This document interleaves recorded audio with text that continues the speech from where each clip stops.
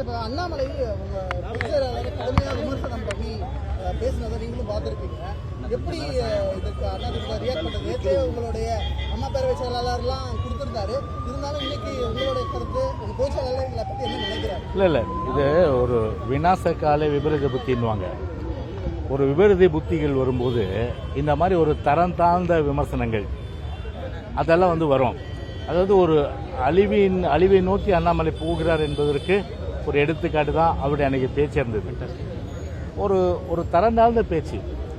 ஒரு மாநில தலைவருக்கு ஒரு சற்றும் கூட ஒரு கலோக்கியல் லாங்குவேஜ் சொன்னால் ஒரு லாய்க்கு இல்லாத ஒரு மாநில தலைவர் இன்றைக்கு அண்ணாமலை இன்னைக்கு பிஜேபி பெற்றிருப்பது தான் ஒரு மிக மிக ஒரு என்ன சொல்றதுன்னா ஒரு வருத்தப்படக்கூடிய ஒரு வேதனைப்படக்கூடிய விஷயம்.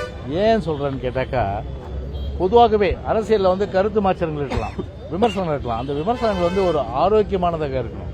ஆனால் அதை விட்டுட்டு அவருடைய அந்த பேச்சை அன்னைக்கு துணியை பார்த்தீங்கன்னா ஒரு கடுமையான அளவுக்கு கழக பொதுச் செயலாளர் விமர்சனம் செய்தது மட்டும் இல்லாமல் ஒரு திராவிட இயக்கங்கள், குறிப்பாக அனைத்து இந்திய அண்ணா திராவிட முன்னேற்ற கழகத்தை விமர்சனம் செய்வது என்பது வன்மையாக கண்டிக்கத்தக்கதும் கூட. அது மட்டுமில்லாமல் ஒரு கற்றறிந்தவர்கள், ஒரு அரசியல் நோக்கர்கள் சற்றும் கூட ஏற்றுக்கொள்ள முடியாத ஒரு விஷயம். குறிப்பாக அண்ணாமலை பொறுத்தவரை அவருடைய நிலைப்பாடு என்னன்னா, அவர் ஒரு மாநில தலைவர் இல்லை, அவர் பிஜேபி என்கின்ற ஒரு கார்ப்பரேட் கம்பெனிக்கு ஒரு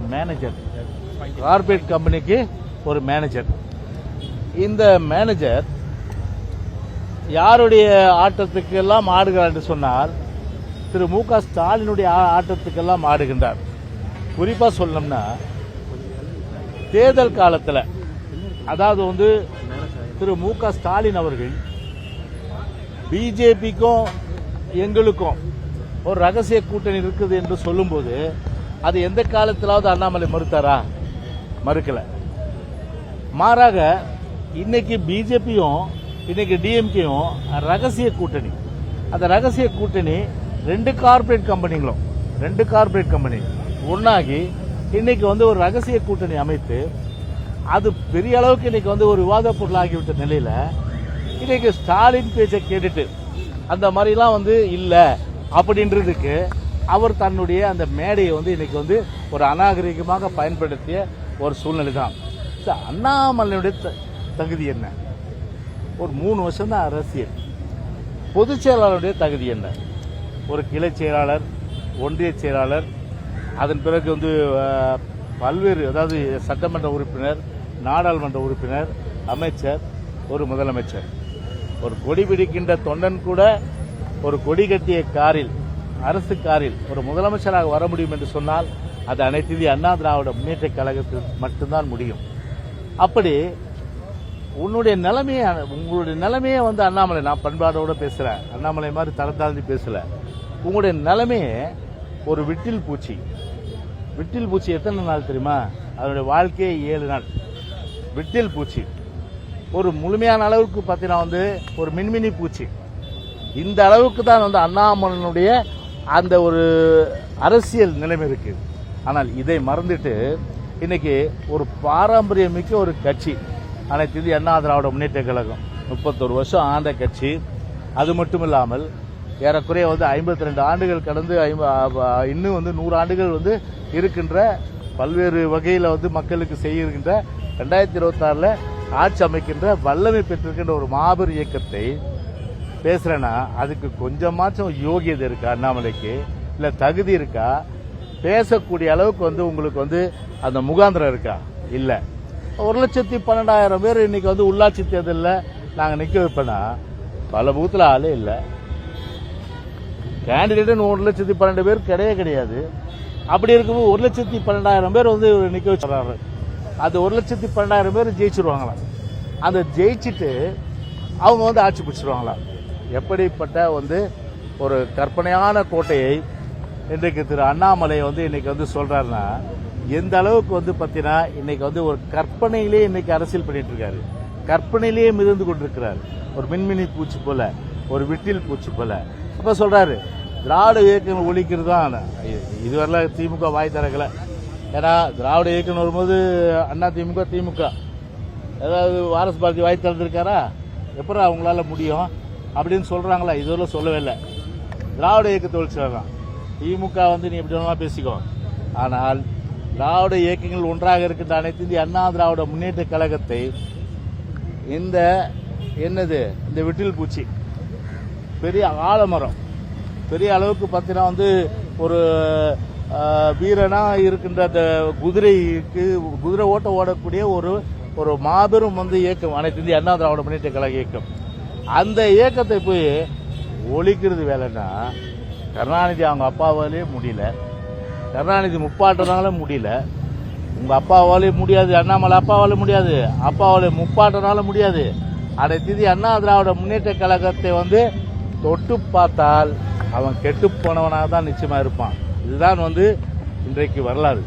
எனவே எத்தனை 7 ஜென்ம அண்ணாமலை எடுத்தாலும் சரி, அனைத்து இந்திய அண்ணா திராவிட முன்னேற்ற கழகத்தை இனி அழிக்கிறதுக்கு ஒருத்தம் கூட பொறுக்க முடியாது. அப்படி நேற்று பிறந்த குழந்தை இது, கிட்டத்தட்ட 3 வருஷம் குழந்தை. இந்த குழந்தை பார்த்து 52 வருஷம் பெரிய அளவுக்கு அனுபவம் பெற்ற அனுபவசாலி, பெரிய அளவுக்கு வந்து இருக்கின்ற ஒரு ஆலமரம் போல இருக்கின்ற இயக்கத்தை அழிக்காம ஒழிக்காம விடும்னா இன்னைக்கு விரக்தி அண்ணாமலை பொறுத்தவரை. என்னன்னா இன்னைக்கு லண்டன் போறாரு போல இருக்கு, ஒரு பக்கம் ஸ்டாலின் வந்து அமெரிக்கா போறாரு. 2 பேரும் போய் அங்க என்ன பேசுறாங்கன்னு தெரியல. இங்க நின்னா இங்க பேசுறாங்க தெரிஞ்சுன்னு சொல்லி அங்க போய் என்ன கனெக்டிவிட்டி ஆக போதோ அது தெரியல, அது ஒரு விஷயம். ஆனால் ஒரு மேனேஜரை ரிலீவ் பண்ணிட்டாங்க. உன்னுடைய பொசிஷன் என்ன? நீ ஒரு மேலாளர், ஒரு மேனேஜர், ஒரு கம்பெனியுடைய மேனேஜர், ஒரு கட்சியினுடைய ஒரு பொதுச் செயலாளர், 2 கோடிக்கு மேற்பட்ட தொண்டர்கள் கொண்டிருக்கின்ற ஒரு மாபெரும் இயக்கத்துடைய ஒரு தலைவர். ஆனால் ஒரு மேனேஜர் போய் 2 கோடிக்கு மேற்பட்ட தலைவர்கள் கொண்டிருக்கின்ற ஒரு மாபெரும் இயக்கத்தையும் அதனுடைய பொதுச்செயலாளர் இழிவுபடுத்த சொன்னால் இந்த விட்டில் பூச்சி எல்லாம் இந்த கடைசி காலத்தில் என்ன ஆகுன்னா இந்த பல்பு பெரிய அளவுக்கு பிரகாசம் எரியும், அப்புறம் பார்த்தா டப்புன்னு ஃபியூஸ் போயிடும். அந்த மாதிரி ஃபியூஸ் போன அண்ணாமலையாக தான் இன்னைக்கு நாட்டு மக்கள் பார்ப்பாங்க. அதில் இந்த வாய் ஜாலம், இந்த உதாறு, இந்த சவால் விடுறது, இதெல்லாம் பேச்சோட தான் உனக்கு அடங்கும். எந்த காலத்திலும் சரி ஆட்சின்றது உங்களுக்கு வந்து ஒரு பகல் கனவு தான், ஒரு காணல் நீர் தான். கோட்டை பக்கமே வர முடியாது. அதோட ஒரு எம்எல்ஏ சீட்டு கூட உங்களால் ஜெயிக்க முடியாது. அப்படி இருக்க நிலையில இன்றைக்கு நீங்கள் வந்து அனைத்து இந்திய அண்ணா திராவிட முன்னேற்ற கழகத்தை ஒழித்து விட நினைத்தால் நிச்சயமாக வந்து உங்க அப்பா இல்ல, உங்க அப்பாவுக்கு அப்பா எவன் வந்தாலும் சரி, நான் வேற வழி இல்லாம சொல்றேன், யார் வந்தாலும் சரி, எந்த கோம்பம் வந்தாலும் சரி, அனைத்து இந்திய அண்ணா திராவிட முன்னேற்ற கழகத்தை அழிக்க முடியாது. ரஜினிகாந்த் பேசியிருக்காரு, எப்படி பாக்குறீங்க சார்? ரொம்ப சீனியருக்கு உட்காந்துட்டு இருக்காங்க, எப்படி வழி விட மாட்டேங்கிறாங்க, துரைமுருகன் ரொம்ப காரசாரமா பேசியிருக்காரு, அவகாசத்துக்கு போயிருக்காங்க. அதாவது எப்படி சொல்லணும்னா ஸ்டாலின் வந்து ரஜினிகாந்தை வச்சு துரைமுருகனை மட்டம் தட்டியிருக்காரு, ரஜினிகாந்தை வச்சு துரைமுருகனை மட்டம் தட்டியிருக்காரு. துரைமுருகனை என்ன பண்ணிட்டாருன்னா ரஜினிகாந்தை மட்டம் தட்டிட்டார். அவர் என்ன பேசுறான்னு தெரியும்.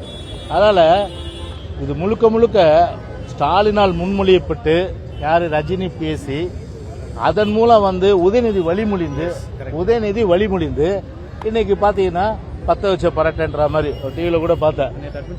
பத்த வச்ச பரட்டை அட்மிட் பண்றாரு, பத்த வச்ச பரட்டன்ற மாதிரி இன்னைக்கு பாத்தீங்கன்னா பத்த வச்சிட்டாரு இன்னைக்கு. அதனால அது நீர் பூத்த நெருப்பா அப்படியே புகஞ்சிட்டு இருக்கு. அதனால என்னைக்கு அது வந்து ஆக்சுவலா வந்து அது எரிமலை போல வெடிக்கின்றது தெரியல. அந்த அளவுக்கு வந்து இன்னைக்கு அவர் ஊருக்கு போறாரு இன்னைக்கு. அதனால ஊருக்கு போறதுக்கு முன்னாடி வந்து சென்ட்ரல் கவர்மெண்ட் பகிச்சிக்க கூடாது, யாரையும் பகிச்சிக்க கூடாது. இன்னைக்கு என்ன இன்னைக்கு பார்த்தோன்னா தமிழ்நாட்டில் இன்னைக்கு செத்து சுண்ணாம்பு ஆகுறாங்க எல்லாம். கிட்டத்தட்ட மீனவர்கள் பார்த்தா தொடர்ந்து தாக்குதலுக்குள்ளாராங்க. மீனவர்கள் பார்த்தா வந்து படகுகள் நாசமாக்கப்படுது, வலைகள் அறுக்கப்படுது, சிறை பிடிக்கப்படுறாங்க. இன்னைக்கு பார்த்தா பல்லாண்டு காலம் சிறையிலாங்க. இதுவரை கிட்டத்தட்ட 264 படகுகள் இருக்கு. இன்னைக்கு இலங்கையில மட்டும் 264 படகுகள் இருக்கு. கிட்டத்தட்ட 34 மீனவர்கள் வந்து இன்னும் ஜெயிலில் இருக்கிறாங்க.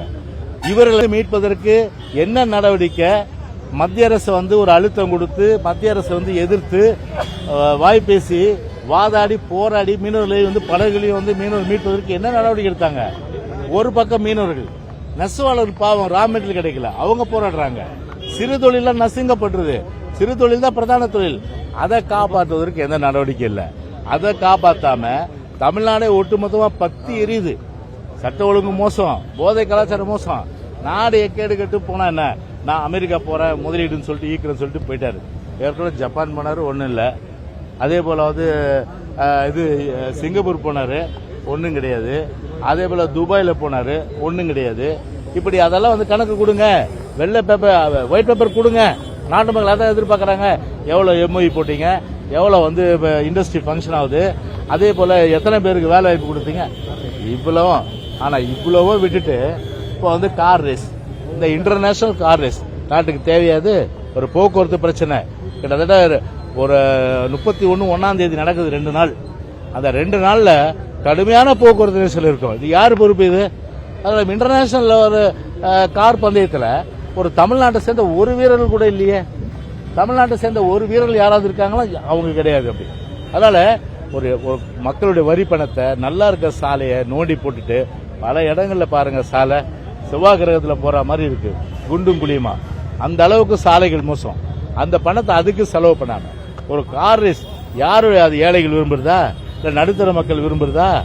அது பணக்காரர்கள் வந்து அவர்களுக்கு வந்து ஏற்ற அரசு. அதான் நான் ஏற்கனவே நான் சொன்ன மாதிரி திமுக அரசும் ஒரு கார்பரேட் அரசாங்கம், பிஜேபி மோடி அரசும் ஒரு கார்பரேட் அரசாங்கம். இந்த 2 கார்பரேட் அரசாங்கம் நாட்டை குட்டிச்சோறாக்குற அந்த வேலையை தான் இன்னைக்கு பண்ணிட்டு இருக்கு இன்னைக்கு. அதனால ரோம் நகரம் வந்து தீப்பெட்டி எரியும்போது நீரோ மன்னன் வந்து பிடில் வச்சானா, அந்த மாதிரி ஊர் எக்கேடு கட்டு போனா சட்ட ஒழுங்கு அதை பத்தி கவலை இல்லை, விலைவாசியா கவலை இல்லை. அப்புறம் வந்து இது சொத்து வரி ஓகே ஏத்திங்க, மின்சார கட்டணம் பல முறை ஏத்திங்க, பால் விலை அது ஏறி போச்சு, எதை பத்தி கவலைப்படாம இன்னைக்கு சிறு தொழில் புத்தகம், குழந்தைகள் படிக்கின்ற புத்தகம் கூட இன்னைக்கு ஏற்றி விட்டாங்க இன்னைக்கு விலையை. அந்த அளவுக்கு இன்னைக்கு கஷ்டப்படுற நிலையில இன்னைக்கு ரோம் நகரம் தீப்பெட்டி எரியும்போது நீரோ மன்னன் பிடில் வாசித்தான்ற மாதிரி இன்னைக்கு எங்க போயிட்டாரு? அமெரிக்கா போறாரு இன்னைக்கு. அதனால வந்து யாரையும் இன்னைக்கு வந்து நம்புறதுக்கு அவருடைய அமைச்சரவையில் இருக்கிற சகாக்களே நம்ப முடியல அவரால். அதில் ஏதாவது கவுத்து விட்டுருவாங்கன்னு சொல்லிட்டு தான் அந்த மாதிரி பிரச்சனை வரக்கூடாதுனால இன்னைக்கு வாஜ்பாயுடைய கால கழுவி இன்றைக்கு ராஜ்நாத் சிங்கை கூப்பிட்டு வந்து இன்னைக்கு வந்து ஒரு பிம்பத்தை ஏற்படுத்தியிருக்காங்க. நான் ஊருக்கு போறேன், ஏதோ ஒரு உதயநிதி, அதாவது அவர் பெரிய அளவுக்கு ஒரு அறிவாளிப்பார். அவருக்கு பேர் என்ன, உதவாநிதி தான் வச்சிருக்காங்க, புரியுதுங்க? அதாவது வந்து பெரிய தத்தின்னுவாங்க, சின்ன தத்தின்னுவாங்க. நான் சொல்ல நானதை யாரு பெரிய தத்தி யாரு சின்ன தத்தி நீங்களே முடிவு செஞ்சீங்க. அந்த இனி வரக்கூடிய நான் சொல்றேன் இதுக்கு, அந்த மாதிரி நீங்க முடிவு செஞ்சீங்க.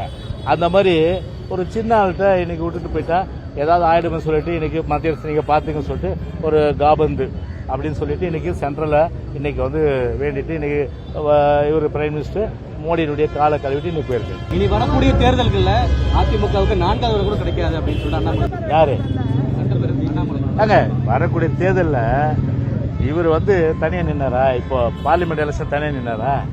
எத்தனை கட்சி, பிஎம்கே மூவேந்தர் முன்னேற்ற கழகம், பிஎம்கே, அதுக்கப்புறம் வேந்தர் கட்சி, அதுக்கப்புறம் ஜான் பாண்டியன் கட்சி, அதுக்கப்புறம் பல கட்சிகள் எல்லாத்தையும் சேர்த்துட்டு இன்னைக்கு நான் ஓட்டு வாங்கிட்டேன். நீ தனியா நின்று பாரு, உங்க செல்வாக்கு தெரியும். பூத்துலேயே ஆள் கிடையாது.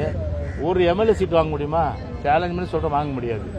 நோட்டாவோட தான் நீங்க போட்டி போடுவீங்க. கடைசி காலத்து சொல்றேன், வர 2026 பிஜேபி பொறுத்தவரையில நோட்டாவோட போட்டி போடுகின்ற அந்த நிலை தான் இன்னைக்கு. அதனால கண்டிப்பா அது நடக்குது. விஜய்க்கு வந்து ஆர்எஸ் பாரதி பதில் சொல்லியிருக்காரு, எம்ஜிஆர் தவிர அதாவது ஒரு ஆர்எஸ் பாரதி பொறுத்தவரையில இப்போது தலைவருடைய அருமை பெருமையை இன்னைக்கு வந்து உணர்ந்தாரு. அது வரல மகிழ்ச்சி. அதனால புரட்சி தலைவர் தான். அவரை பொறுத்தவரை ஒரு சகாப்தம். எனவே அந்த சகாப்தம் வந்து பார்த்தீங்கன்னா இந்த உலகம் உள்ள வரை அது வந்து அந்த சகாப்தத்தினுடைய புகழ் என்றைக்கு நிலைத்திருக்கும். எனவே அவரோடு வந்து யாருமே ஒப்பிட முடியாத ஒரு மாபெரும் தலைவர் சொன்னா நம்முடைய புரட்சி தலைவர் எம்ஜிஆர் தான். அதனால அவர் அருமை பெருமையை ஆர்எஸ் பாரதி ஒத்துக்கிறதுக்காக நன்றி தெரிவிச்சுக்கிறேன்.